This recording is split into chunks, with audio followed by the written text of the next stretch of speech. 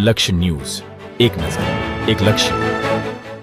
ચોરીની ઘટના સીસીટીવીમાં કેદ. પાટડીની મુખ્ય બજારમાં ધોળા દિવસે એક અસ્થિર મગજની યુવતી કાપડની દુકાનમાંથી ₹1.55 લાખ લઈ જતી સીસીટીવીમાં કેદ. દુકાન માલિક અડધું શટર બંધ કરીને ઘેર જમવા ગયા હતા અને અસ્થિર મગજની યુવતી દુકાનમાં બિંદાસ પ્રવેશ કરી ગલ્લામાંથી ₹1.5 લાખથી વધુની રકમ સેવી ગઈ હતી.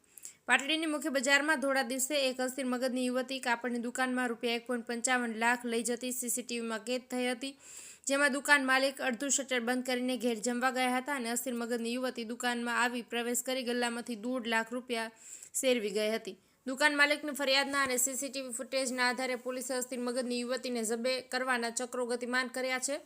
પાટડી જૂના બસ સ્ટેન્ડમાં ભાવિક ટેલર્સ એન્ડ શૂટિંગ સર્કિટની દુકાનના માલિક અમિતકુમાર રતિલાલ પરમાર મંગળવાર બપોરે 12:30 પોતાની દુકાનનું અડધું શટર બંધ કરીને ઘેર જમવા ગયા હતા.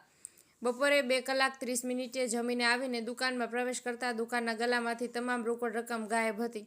આથી એમણે આજુબાજુની દુકાનદારોને પૂછવાની સાથે સઘન તપાસ કરતા ભાડ નહોતી મળી, પરંતુ બાદમાં એમણે દુકાનની અંદર અને બહાર લગાવેલા સીસીટીવી ફૂટેજ જોતા એક અસ્થિર મગજની યુવતી અડધા શટરમાંથી ધોળા દિવસે ભરચક ભીડમાં બિંદાસ દુકાનમાં પ્રવેશ કરી ગલ્લામાંથી ₹1.55 લાખની રોકડ રકમ લઈને આરામથી ત્યાંથી નીકળી ગઈ હતી. આથી દુકાન માલિક અમિતકુમાર રતિલાલ પરમાર દ્વારા પોતાના લાગતા વળગતાઓને લઈને પાટડી પોલીસ મથકે ફરિયાદ નોંધાવતા પાટડી પોલીસે દુકાન માલિકની ફરિયાદ અને સીસીટીવી ફૂટેજના આધારે પોલીસે અસ્થિર મગજની યુવતીને ઝબે કરવા ચક્રો ગતિમાન કર્યા છે. પાટડીમાં ધોળા દિવસે ભરબજારમાંથી ₹1.55 લાખની ચોરીની ઘટનામાંથી દુકાનદારોમાં ફફડાટ ફેલાઈ જવા પામ્યો છે. બ્રિજેશ ત્રિવેદી, સુરેન્દ્રનગર.